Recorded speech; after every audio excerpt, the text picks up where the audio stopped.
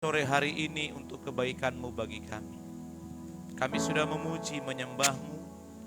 Tiba saatnya Tuhan beracara berfirman bagi kami semuanya. Kami buka hati kami dan kami sambut firman-Mu dengan penuh pengucapan syukur.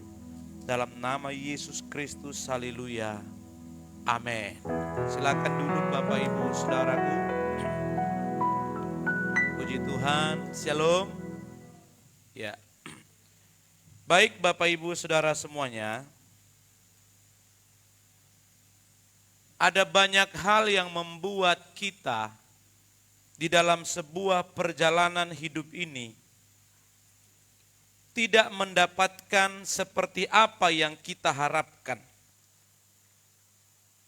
Oleh karena kita tidak siap diperhadapkan dengan begitu banyak tantangan rintangan. Oleh karena Anda dan saya tidak siap diperhadapkan dengan sebuah masalah. Tidak siap diperhadapkan dengan sebuah problema. Tidak siap diperhadapkan dengan begitu banyak hal. Sehingga banyak anak-anak Tuhan yang mundur. Banyak anak-anak Tuhan yang tidak lagi menikmati janji-janji Tuhan. Tidak lagi menikmati bagaimana kuat kuasa Tuhan itu yang harusnya terjadi atas Anda dan saya. Ada banyak berkat-berkat yang tidak engkau dapat, tidak engkau raih, tidak engkau miliki oleh karena Anda dan saya tidak siap menerimanya dan tidak siap dipercaya oleh Tuhan. Oleh karena apa Bapak Ibu Saudaraku? Oleh karena Anda dan saya mengalami yang namanya gambar diri yang rusak. Gambar diri yang rusak. Saudaraku, gambar diri ini rusak diakibatkan pertama adalah karena akibat daripada dosa. Ketika Adam dan Hawa diciptakan dalam kitab Kejadian 1 ayat 27, maka Alkitab mencatat bahwa manusia diciptakan serupa dan segambar dengan Allah. Artinya bahwa ketika Anda dan saya diciptakan itu semua baik adanya. Tetapi ketika Adam dan Hawa jatuh ke dalam dosa, maka gambar diri itu rusak di hadapan Tuhan. Yang tadinya begitu enaknya bercakap-cakap dengan Tuhan. Yang tadinya perkataannya semua adalah perkataan yang memberkati, perkataan yang membangun. Yang tadinya pikirannya adalah pikiran yang brilian, pikiran yang positif, pikiran-pikiran yang bagaimana selalu mengatakan dan tidak bisa mengasihi. Yang ada dalam hatinya adalah kebencian, kemarahan, kepahitan. Sehingga gambar diri ini rusak.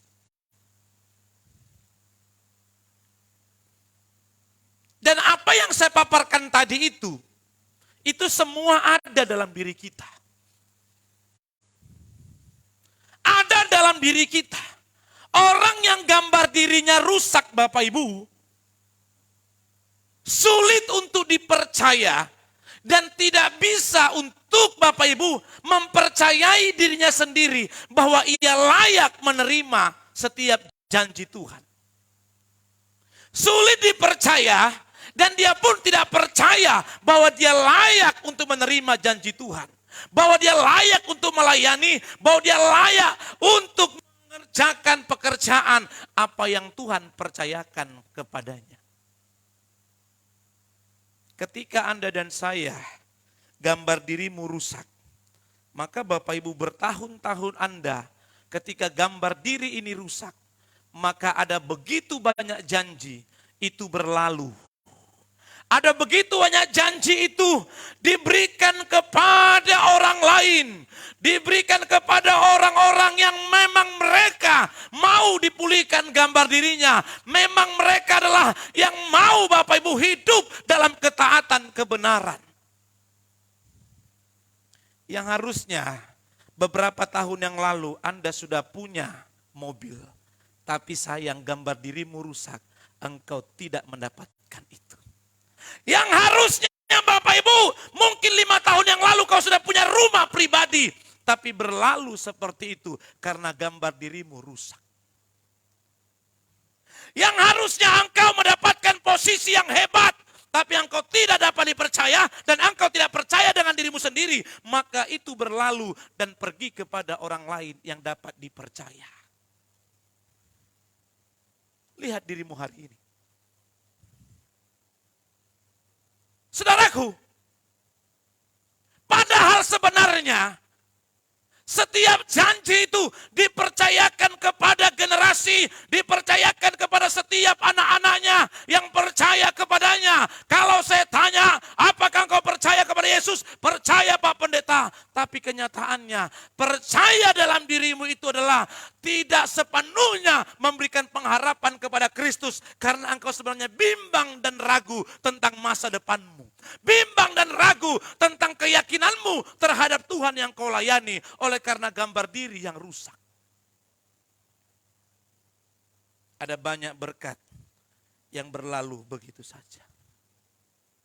Harusnya Tuhan percayakan kepadamu, tapi diberikan kepada orang lain yang dapat dipercaya. Makanya Bapak Ibu, tahun 2023 kiranya Anda dan saya mengalami pemulihan gambar diri.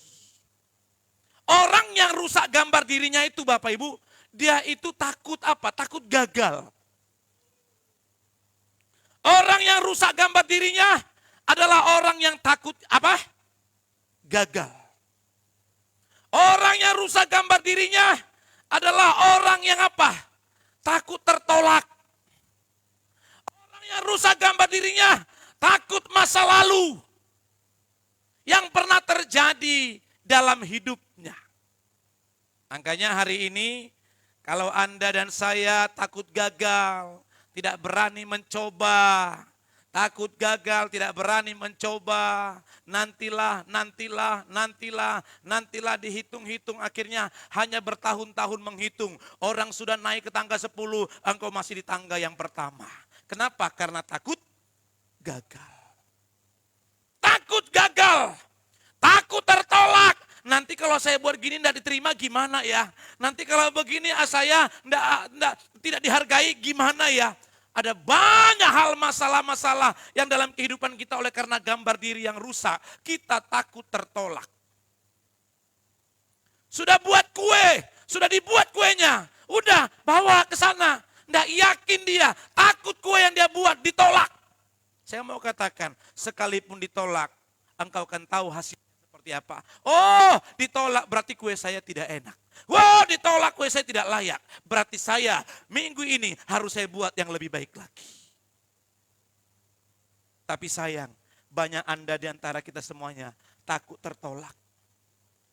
Yang ketiga, ada banyak kejadian masa lalu yang mungkin di tengah-tengah keluargamu ada banyak trauma-trauma yang terjadi dalam kehidupanmu. Sehingga engkau ketika masa hidupmu, masa mudamu, engkau tidak berani mengambil keputusan. Karena ada masa lalu yang menimpa hidupmu. Sehingga engkau trauma tentang masa lalu itu. Maka orang-orang seperti ini, Bapak Ibu Saudaraku, ini harus dipulihkan. Gambar diri seperti ini harus dipulihkan. Setiap Anda dan saya, Bapak Ibu Saudaraku, kalau Anda mau menerima janji, kalau Anda mau menerima berkat, kalau Anda mau menerima pertolongan Tuhan tahun 2023, maka gambar dirimu harus dipulihkan. Maka hari ini saya mau berbicara kepada Bapak Ibu Saudara dengan gambar diri yang rusak. Saya buat judulnya adalah insecure. Tahu insecure itu apa? Hah? Insecure. Apa itu kok? Insecure kok? Merasa minder, tidak percaya diri, merasa malu. Dia baju baru, dia lihat bajunya. Aduh, enggak cocok deh berkumpul. Itu insecure namanya. Kehilangan kepercayaan diri. Makanya banyak orang dalam perjalanannya tidak percaya diri. Ini gambar dirinya telah rusak. Katakan, lihat kiri kananmu, kamu gitu enggak? Ya. Kalau dia Bapak Ibu Saudaraku, pakai sepatu yang tidak bermerek, ketemu dengan temannya, dia langsung insecure dulu. Aduh, malu. Nih, ini bahaya nih, ini gambar diri yang rusak ini. Dia rela Bapak Ibu beli sepatu baru, padahal sebenarnya uang kuliah belum dibayar. Nah ini insecure yang seperti ini. Dia rela beli sepeda motor baru, tetapi uang kuliah anaknya, uang sekolah anaknya belum dibayar. Dia rela beli HP baru, padahal banyak kebutuhan di rumah tangga. Ini namanya insecure. Harga diri. Minder terhadap situasi dan kondisi. Padahal Bapak Ibu Saudaraku, sebenarnya itu tidak mempengaruhi dirimu sebenarnya. Tapi karena engkau gambar dirimu rusak. Tolong ini suaranya diinikan. Karena gambar dirinya rusak Bapak Ibu Saudaraku. Akhirnya Anda dan saya dalam perjalananmu, engkau tidak berani berhadapan dengan orang banyak. Saya yakin dan percaya setiap Anda punya masa depan yang luar biasa. Ada satu tokoh Alkitab Bapak Ibu Saudaraku, yang dimana dia mengalami yang namanya tidak percaya diri. Yang mengalami yang namanya minder saudaraku, yaitu Gideon. Saya akan bacakan kepada Bapak Ibu Saudara, ada banyak tokoh-tokoh Alkitab yang mereka minder dalam hidupnya, tidak percaya diri, takut gagal, takut tertolak, ada masa lalu. Di dalam Hakim-Hakim pasal 6, saya akan bacakan kepada Bapak Ibu Saudara, Hakim-Hakim 6 ayat 1 berkata demikian dan selanjutnya.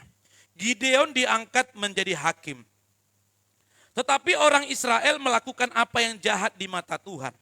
Sebab itu Tuhan menyerahkan mereka ke dalam tangan orang Midian 7 tahun lamanya. Dan selama itu orang Midian berkuasa atas orang Israel.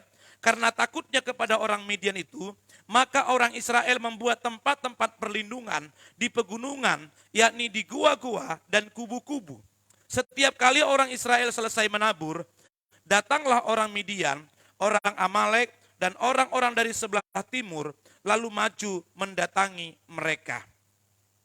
Berkemalah orang-orang itu di daerah mereka, dan memusnahkan hasil tanah itu sampai ke dekat Gaza, dan tidak meninggalkan bahan makanan apapun di Israel, juga domba atau lembu, atau keledai pun tidak.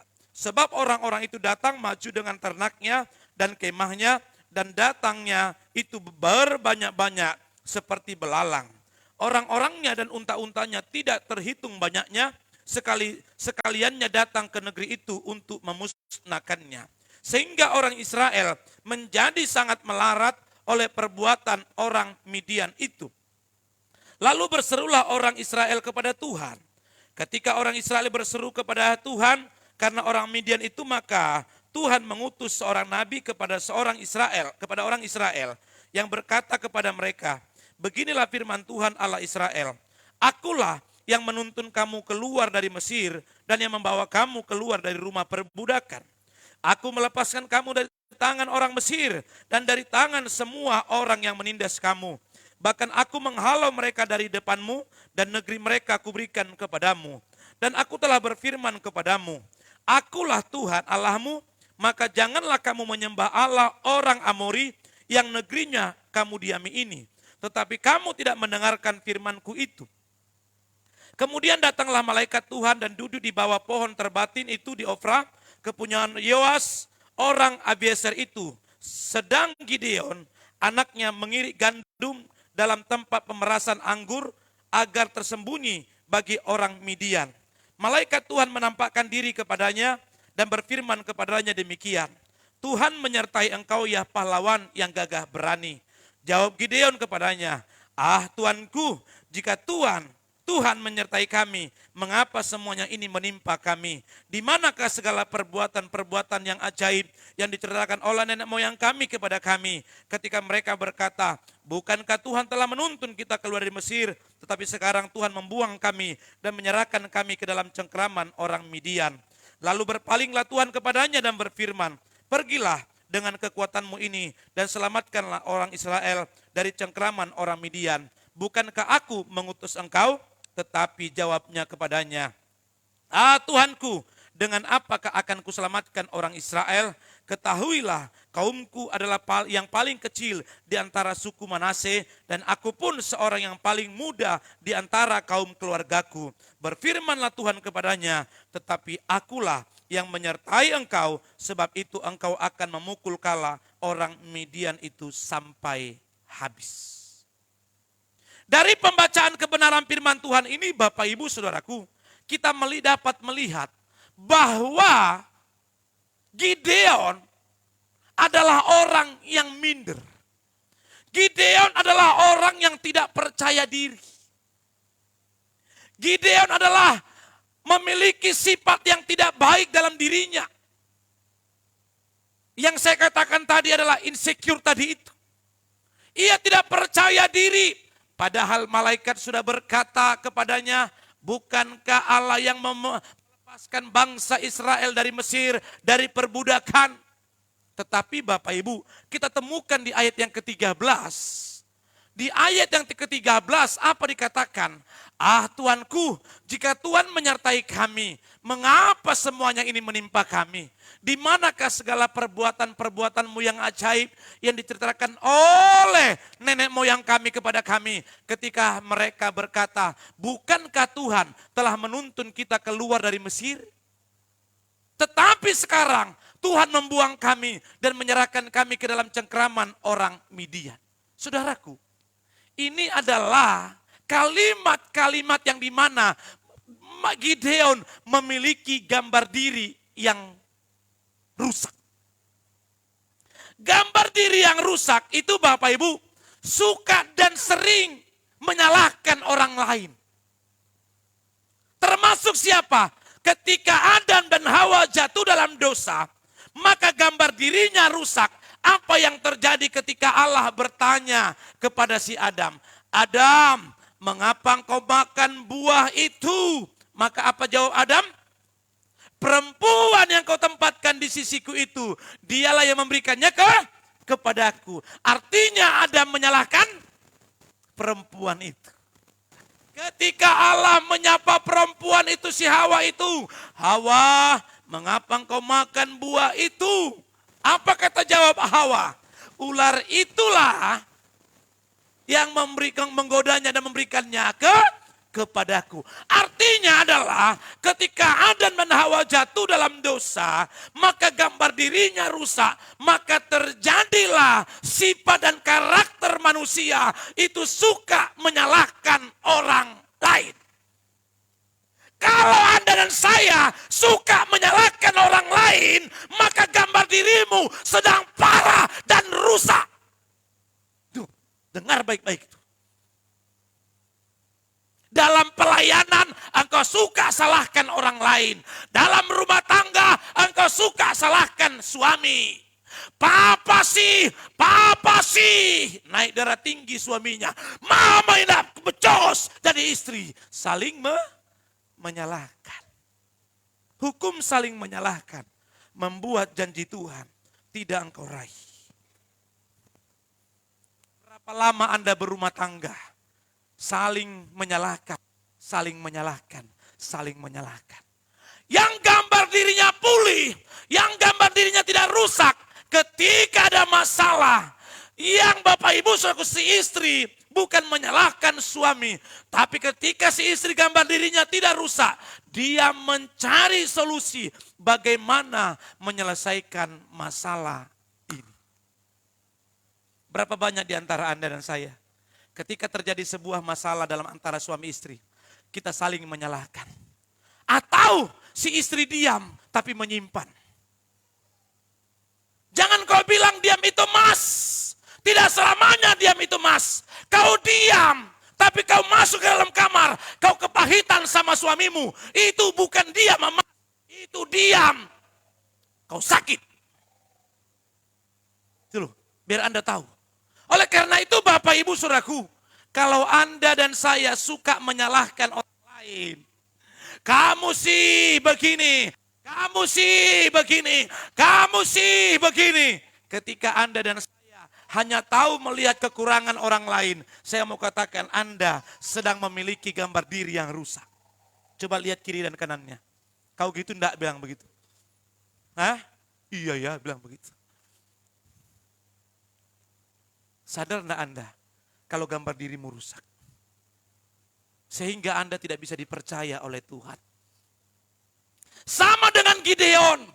Saudaraku, ayat 13 ini dia menyalahkan siapa? Mana Tuhan yang dulu membebaskan bangsa kami? Kok sekarang kami dibiarkan dijajah oleh bangsa Midian? Kalau memang Tuhan itu ada, harusnya Tuhan itu menolong kami. Gambar diri Gideon rusak.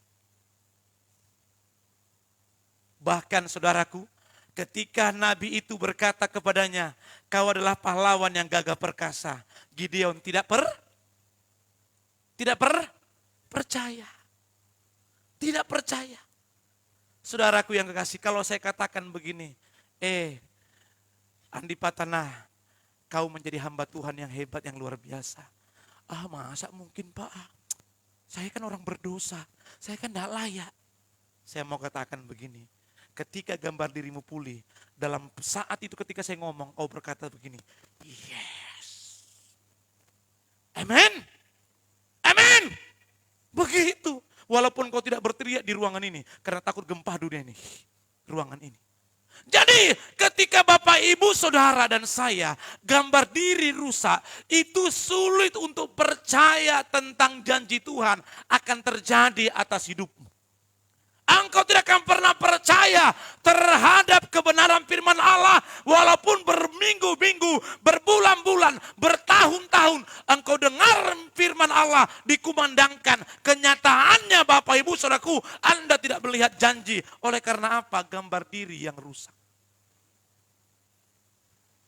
Kalau ditanya berapa lama engkau jadi orang Kristen, harusnya Bapak Ibu ketika gambar dirimu benar, engkau sudah banyak meraih janji Tuhan. Banyak meraih berkat Tuhan. Tetapi sayang, kita habiskan setiap waktunya kita berlalu begitu saja. Karena kita pun tidak percaya dengan diri kita sendiri. Jadi kembali lagi Bapak Ibu Saudaraku, Gideon ini maka dikatakan dalam apa kata Alkitab, Tuhan menyalahkan Tuhan, menyalahkan keadaan dalam dirinya. Tetapi Bapak Ibu Saudaraku, kita lihat kembali di ayatnya yang ke-15. Disinilah juga Gideon berkata, tetapi jawabnya kepadanya, Tuhanku,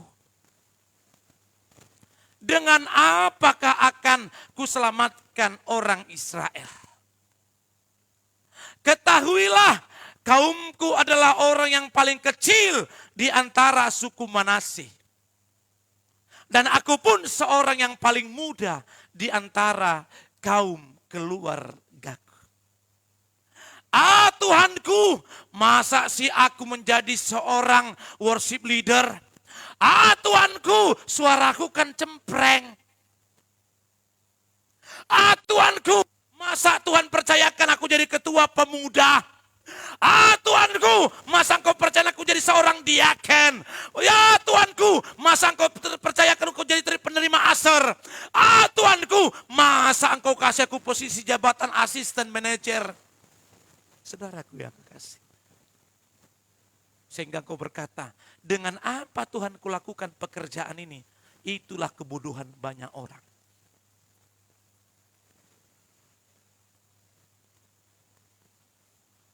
Dan di sini Bapak Ibu, orang-orang seperti ini sangat sulit dipulihkan.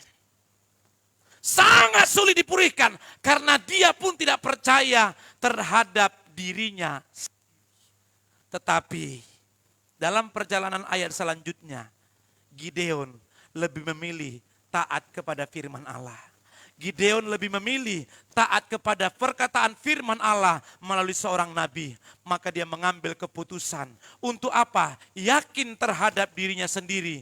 Yakin terhadap perjalanan yang Tuhan izinkan terjadi atasnya. Yakin dan semakin percaya. Dia hindarkan rasa malu. Dia hindarkan rasa takut gagal. Dia hindarkan takut tertolak. Dia hindarkan tentang Bapak Ibu, tentang masa lalu yang pernah terjadi atas hidupnya. Bagaimana mereka ditindas. bagaimana mereka dianiaya, bagaimana ternaknya habis diambil, bagaimana mereka bercocok tanam, tapi semua tanamannya dirusak. Ketika firman Allah datang kepadanya, Nabi meyakinkan dia, maka di sanalah gambar diri Gideon dipulihkan oleh Tuhan. Ia belajar taat dengan apa kata seorang nabi melalui kebenaran firman Tuhan itu. Dan akhirnya Gideon mengalami kemenangan demi kemenangan. Ia tidak takut menghadapi musuh yang banyak di depan. Karena Bapak Ibu, gambar diri sudah dipulihkan. Saya mau katakan kepada Bapak Ibu Saudara semuanya, kalau gambar dirimu sudah dipulihkan Bapak Ibu Saudaraku, engkau tidak perlu takut tentang masa depan yang ada di depan sana. Amin. Kalau gambar dirimu sudah dipulihkan, engkau tidak perlu takut. Apapun yang terjadi di depan, engkau tidak perlu takut. Ketika gambar dirimu, saudaraku, sudah benar di hadapan Tuhan, engkau tidak menyalahkan keadaan. Engkau tidak menyalahkan papa dan mamamu. Engkau tidak menyalahkan dosenmu. Engkau tidak menyalahkan pemimpinmu. Engkau tidak menyalahkan siapapun. Tetapi engkau menyadari bahwa ketika engkau tidak meraihnya, ada yang salah dalam diriku. Maka aku harus memperbaiki gambar diriku. Aku harus yakin terhadap diriku sendiri. Supaya Tuhan percaya kepadaku dan dapat dipercaya untuk mengerjakan pekerjaan yang besar. Makanya hari ini, siapapun Anda, yang Anda suka minder Bapak Ibu Saudaraku. Interview di kantor. Pak Uji, masuk. Lulusan apa Pak Uji? Saya lulusan sarjana teknik. Gini, sambil garu-garu. Itu enggak percaya diri, itu insecure namanya. Tuh. Ini untung masih tangan yang digaru. Kalau sampai begini, ya Pak. Nah, ini lebih berat lagi. Ada lagi yang begini. Jadi sudah pernah kerja, ini itu insecure. Tidak percaya diri. Ketika yang menginterview menatap dia seperti ini. Berapa usiamu? 21 tahun. Nggak ada ke depan Pak. Iya 21 tahun. Nah, ini bahaya. Ini bahaya nih. Ayo siapa yang seperti itu? Banyak ya yang begitu? Banyak enggak di tempat ini? Banyak enggak? Banyak.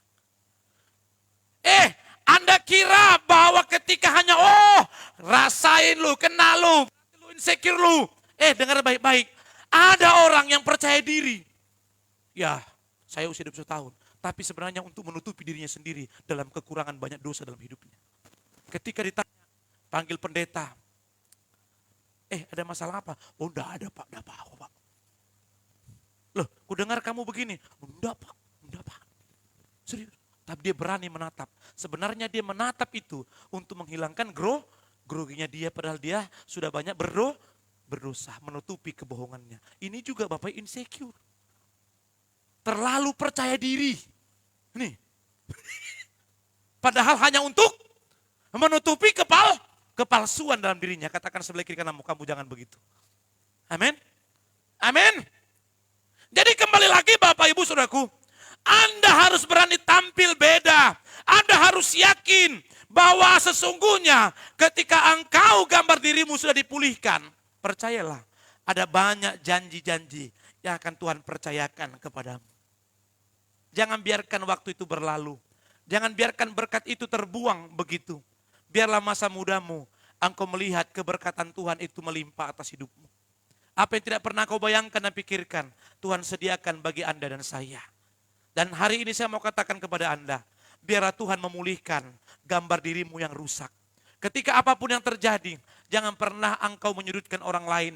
Jangan pernah engkau suka menyalahkan orang lain. Bapak sih begini, mama sih begini, papa sih begini, kamu sih dek begini. Itu namanya Anda sedang gambar diri yang rusak. Suka menyalahkan orang lain.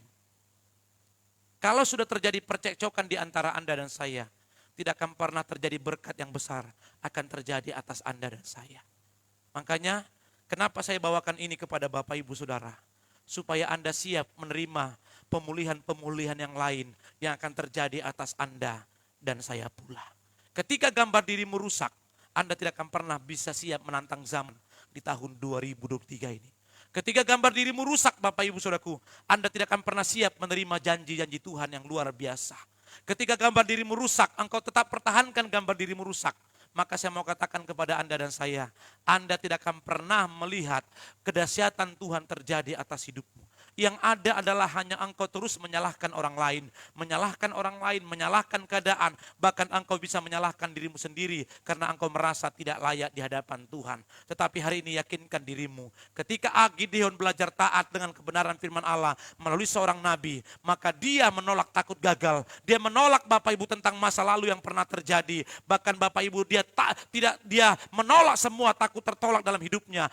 Semakin percaya diri, ia semakin berdiri kokoh dan dia percaya bahwa ketika Allah di pihaknya tidak ada sanggup satupun yang dapat menggagalkannya.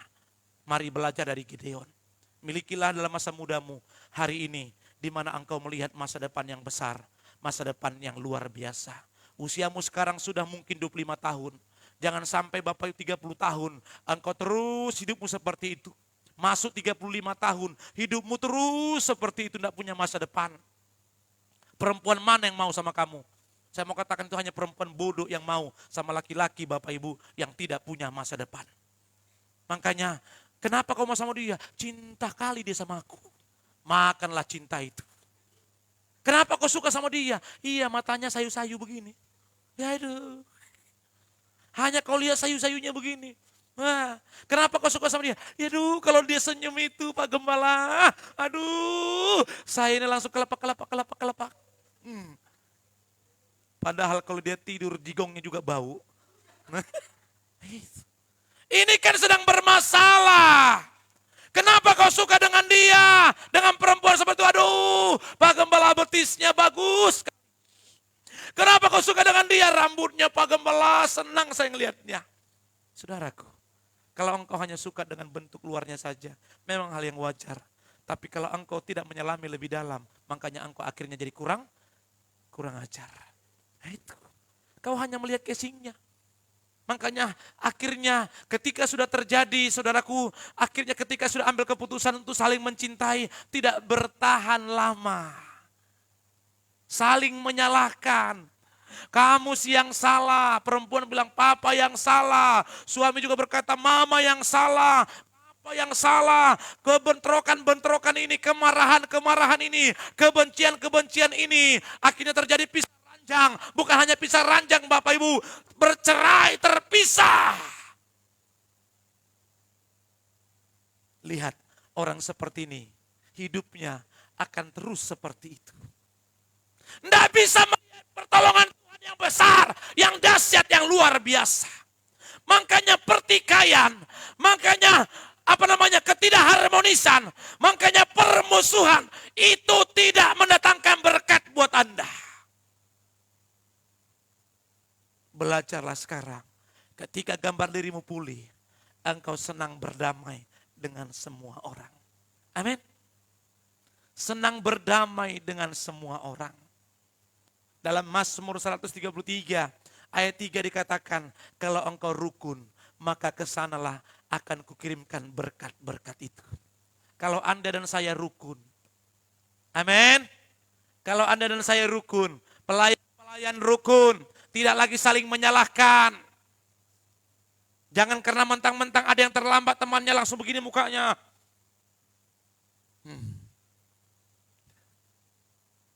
Bawa dia, rangkul dia. Bro, maaf bro ya, maaf sekali lagi. Kenapa tadi terlambat? Bisa enggak minggu depan? Jangan terlambat lagi. Ya, semangat ya bro ya, pasti bisa. Amin. Jangan di temanmu di luar sana, karena ia jatuh merokok kembali. Langsung kau bilang, hei kau udah layak melayani. Dengar baik-baik. Kau datang sama dia. Kau sudah berdamai dengan dirimu sendiri. Bro, aku mau ngajak kamu ngopi bro. Traktir dia. Sorry bro ya. Kulihat kau kemarin bro begini bro. Ada asap bro. Oh enggak ada bang. Sudah ada buktinya bro. Ya orang lain itu bang, orang lain itu. Baru kau tunjukkan fotonya. Iya bang. Aku itu.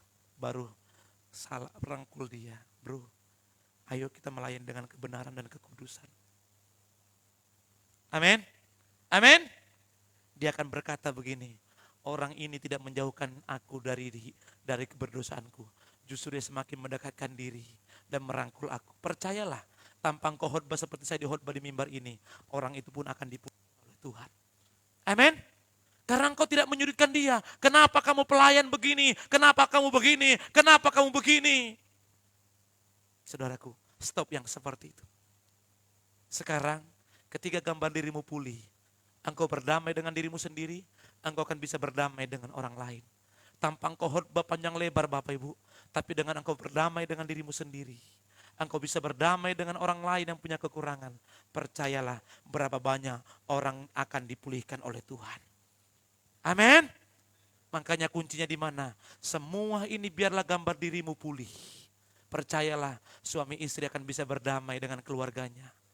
Ketika suami istri berdamai, si papa tidak lagi menyalahkan si istrinya, si istri tidak lagi menyalahkan papanya, suaminya, tapi dia cari solusi.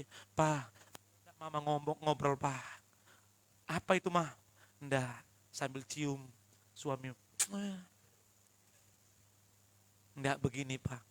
Mungkin tadi masalah tadi itu kekurangannya di sini pak. Boleh enggak kita sama-sama komitmen pak untuk memperbaikinya. Ketika si suami mendengar hal yang seperti itu, hatinya pun lega kembali. Terjadi rukun dalam rumah tangga. Hati mereka saling damai. Dengar baik-baik. Berkat yang tadi mau lewat akan Tuhan stopkan di tempat rumah tangga yang hidupnya rukun. Amin. Amin. Tapi kalau di rumah itu selalu dilihat perang. Bubang. Baru lewat gembalanya. Gembala datang. Stop dulu. Pura-pura luar biasa. Mama, Bapak Pendeta datang. Oh iya Pak. Ya. Oh siapkan kopi kan gitu ya. Oh Pak Gembala itu kalau minum kopi enggak tanpa gula loh. Oh iya Kak Ma. Ya siapkanlah buat Bapak Gembala. Siapkan kopi tanpa gula. Woi, ketika mereka duduk bersama-sama pegangan tangan. Woi, mulai digini-giniin. Romantis betul omongan mereka.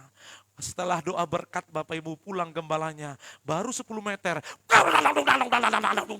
Nah, ini belum pulih. Katakan sebelah kiri kananmu, kamu harus pulih. Amin. Percayalah Bapak Ibu, kalau Anda dan saya rumah tangga dipulihkan antara suami dan istri, lihatlah bagaimana kehebatan tangan Tuhan akan terjadi atasmu. Kalau engkau sama saudara kakak adik sudah pulih, hidupnya harmonis. Kalau engkau sesama satu kos, hidupmu pulih. Engkau harmonis, rukun satu kos. Karena engkau satu kampung dari sana, engkau sama-sama satu kos supaya ringan biayamu. Engkau rukun. Kau lihat, maaf saja Bapak Ibu Saudaraku, terkadang dalam satu kos itu, karena saya pernah mantan anak kos. Di sana itu terkadang teman kita satu kos itu ada yang jorok. Iya, apa betul? Nah itu, maaf saja, baju yang dipakai itu bisa 3 minggu di situ. Nah, bukan hanya ditaruh di situ direndam, tapi tidak dicuci-cuci. Sehingga dimasukkan rinso, baunya minta ampun. Bau apa ini ya? Bau apa ini ya? Dengar baik-baik, ketika sahabatmu yang demikian, engkau jangan sampai sudutkan dia. Kamu itu, kalau begitu kita pisah saja, kos masing-masing. Stop, rangkul dia kembali. Boleh enggak ya, maaf sekali lagi. Pakaian di kamar mandi itu, terkadang saya mau mandi pakai masker tapi enggak enak. Kenapa? Baunya. Mau mandi pakai masker. Kenapa rupanya, Sos? Iya, bajumu 3 minggu nak kau cuci. Maaf saja Bapak Ibu Saudaraku. Ada saja kalau orang Makassar bilang rantasa, itu kotor. Apalagi kalau perempuan, maaf sekali lagi. Beranya di mana? Pakaian dalamnya di mana? Ini loh. Saya mau katakan, ketika engkau punya sahabat seperti itu, tidak perlu engkau mempersalahkan mereka. Percayalah, dengan rangkulanmu, dengan nadamu yang penuh dengan kasih, dan sepenuhnya engkau berkata, "Ses, aku mau ngobrol dulu sama kamu." Kau bicara baik-baik. Kita ini kan anak gadis. Kita ini kan anak Tuhan, kita ini kan pelayan. Boleh enggak, Ses? Saya boleh kasih masukan sama kamu. Masa pakaian dalammu berserakan di situ? Masa beramu berserakan di situ? Cobalah dikumpulkan langsung dicuci. Ya, dengar baik-baik. Halo, halo. Kalau kosmu itu kotor bau, itu gambar dirimu juga rusak itu. Tuh. Coba lihat kiri kanannya, kamu gitu enggak bilang itu. Tapi kalaupun dia begitu bilang begini kalau dia begitu, jangan gitu lagi ya, bilang. Ya. Ke gerejanya dia harum. Ke gerejanya dia stylenya bagus. Coba masuk ke kosnya. Kalau kau masuk ke kamarnya, kau tidak tahan di dalam. Nah ini, numpuk di situ. Bahkan teman dengan nyamuk di situ. Ini gambar diri yang rusak. Kalau gambar dirimu pulih, kau bilang begini, aduh pakaianku, aduh sesibuk apapun kau langsung rendam dulu. Nanti habis pulang pelayanan, ku cuci dan jangan pernah menundanya. Amin. Itu gambar diri yang pulih. Kenapa? Karena engkau akan Tuhan jadikan orang-orang hebat yang luar biasa. Bagaimana kau mengerjakan hal yang besar, pakaianmu saja 1 bulan kau rendam, enggak kau cuci-cuci. Kau tidak akan pernah melihat janji Tuhan yang besar dalam dirimu. Malas mandi, tuh. Banyak yang ketawa di sini kalau malas mandi saya bilang. Itu. Bisa dia, saudaraku, betah dengan dirinya pulang dari mana-mana enggak mandi. Udah capek langsung tidur. Nih. Aduh. Ini gambar diri juga yang rusak. Tanya Ibu Gembala, saya 1 hari itu bisa mandi 3 kali. Itu loh. 1 hari 3 kali. Kenapa? Kalau sudah gerah sedikit saya langsung mandi. Berangkat kemana-mana kalau enggak mandi itu rasanya kurang abdol gitu loh. Seperti itu. Tapi ada orang yang percaya diri. Percaya diri yang kebablasan namanya itu. Percaya diri, tidak mandi. Hanya parfumnya doang yang 1 botol. Ditaruh. Saudaraku, itu namanya Anda tidak percaya diri. Anda sedang menutupi kekurangan dalam hidupmu. Makanya hari ini saudaraku kasih. Kau yang kau rendam pakaianmu yang sudah 2 minggu hari ini. Yang saya katakan itu. Pulang kau dari sini nanti habis rapat. Kau cuci semua itu. Walaupun kau lembur. Amin. Amin. Jangan kalau lagi kau pakai kaos kaki. Yang sudah berminggu-minggu kau pakai terus. Sudah begitu dicium lagi begini. Sudah tahu bau dicium lagi. Hanya ngetes, masih bisa enggak layak enggak dipakai lagi nih. Aduh, sudahlah 1 kali langsung cuci. Walaupun tidak bau. Itu orang hebat. Orang hebat itu dimulai dari hal yang kecil. Amin. Ngaca dulu dia. Udah pantas enggak ini ya? Dia ngaca. Jangan kau pakai di sini sepatu biru, celana kuning, baju merah, di sini warna hijau, di sini warna apa lagi di sini? Warna orange, baru dasimu, ungu, baru jasmu Bapak Ibu Saudaraku warna coklat. Kau pergi pelayanan, pasti percayalah semua orang tertuju kepadamu. Sehingga teman-temanmu bilang begini, pelangi-pelangi alangkah indahnya, merah putih hijau di langit yang biru. Apalagi? Kenapa bro? Enggak ada apa-apa. Tapi habis pulang pelayanan, engkau rangkul dia. Bro, ini sengaja apa enggak bro? Apa cari sensasi kah bro?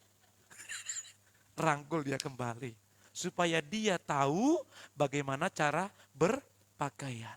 Om Yakub Nahuai mendiang Om Yakub Nahuai berkata, paling tidak hanya 3 warna dominan yang kau pakai dalam tubuhmu. Selebihnya itu akan orang bilang begini, pelangi-pelangi, alangkah indahnya. 3 warna dominan yang harus ada di tubuhmu. Lebih dari situ orang sudah bilang no, Nora. Katakan sebelah kiri kananmu, kamu harus pulih, bilang begitu. Amin. Jadi kembali lagi Bapak Ibu Saudaraku, saya rindu tahun 2023 ada hal hebat yang akan Tuhan percayakan kepadamu. Ada berkat yang besar yang akan kita raih tahun 2023. Tetapi saya mau katakan begini, ketika engkau belum pulih gambar dirimu, engkau tidak akan pernah bisa dipercaya. Kalaupun engkau dipercaya, engkau tidak akan pernah tahan untuk terus dipercayakan dengan hal yang hebat. Kemungkinan engkau akan sombong dan angkuh. Tetapi ketika hari ini gambar dirimu pulih, lihatlah masa depan itu sungguh ada. Dan berkat itu akan terus mengalir bagi orang-orang yang pulih gambar dirinya. Gideon mengalami kemenangan pemulihan gambar diri. Ia tidak takut lagi menghadapi bangsa Midian. Ia tidak takut lagi menghadapi bangsa yang besar. Ia tidak takut lagi menghadapi musuh, beribu musuh yang ada di depan. Karena di gambar dirinya pulih. Karena gambar dirinya sudah dipulihkan oleh Tuhan dan dia mau dipulihkan. Makanya pemulihan bangsa Israel terjadi atas Gideon yang dipakai luar biasa. Dia yang masih muda, tapi Tuhan bisa pakai. Engkau yang hari ini pun masih muda, bisa Tuhan pakai dengan dahsyat, dengan luar biasa untuk membawa generasi Tuhan untuk pemulihan dalam kehidupan Anda dan saya. Tuhan memberkatimu dan memberkatiku. Amin.